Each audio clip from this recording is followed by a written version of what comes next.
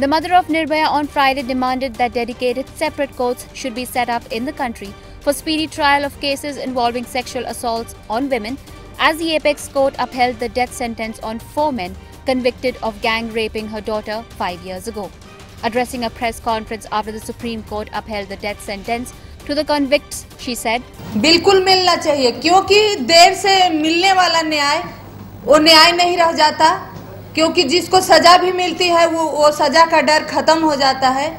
तो हम पहले भी कह रहे हैं, आज भी आप सबके समक्ष यही कहना चाहती हूँ कि कम से कम जो बच्चियों के साथ, महिलाओं के साथ क्राइम हो रहा है, इसके लिए अलग से कोर्ट हो और तीनों कोर्ट में फास्ट ट्रैक कोर्ट के तहत ये केस चलाई जाए और समय से अगर विक्टिमों को न्याय मिलेगा और मुजरिमों को सजा मिलेगी तो न्याय के प्रति जो हमारा विश्वास है वो और मजबूत होगा।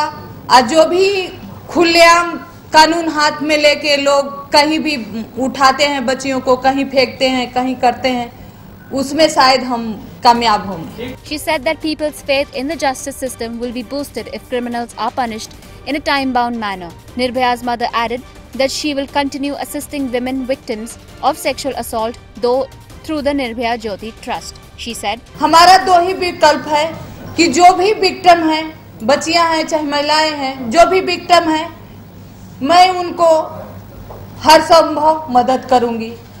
और हमारा दूसरा विकल्प है ये कि हम सब लोग मिलके, चाहे संस्था हो, चाहे मीडिया हो, चाहे कोई भी समाज के लोग हों, उसके लिए हमें काम करना है कि जिस तरह से निर्भया के साथ क्राइम हुआ, आगे भी हर रोज हो रहा है, शायद हम यहाँ बैठे हैं, कहीं हो रहा होगा, ये ना हो।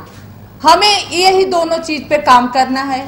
अब हम कैसे काम करते हैं, कितना करते हैं, ये भी आप लोगों की सहयोग की बात है, क्योंकि अकेले लड़ाई हमारी नहीं है, ये हर घर की लड़ाई है, हर पुरुष की लड़ाई है, हर महिला की लड़ाई है। जब तक हम इस पे मिल के नहीं लड़ेंगे तब तक हम अपने बच्चों को एक सुरक्षित माहौल नहीं दे पाएंगे।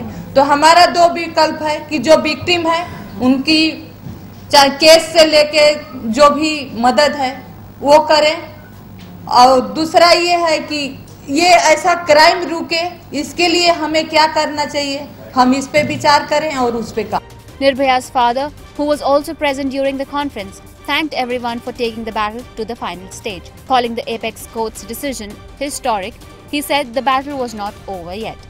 हम लड़ाई को बिल्कुल ख़त्म नहीं समझ लें कि ख़त्म हो गया, हमें अब और मुस्तैदी से इस पर आगे काम करना है कि हमारे साथ जो हुआ था किसी और के साथ न हुआ, और जिसके साथ हुआ है उसको न्याय मिले।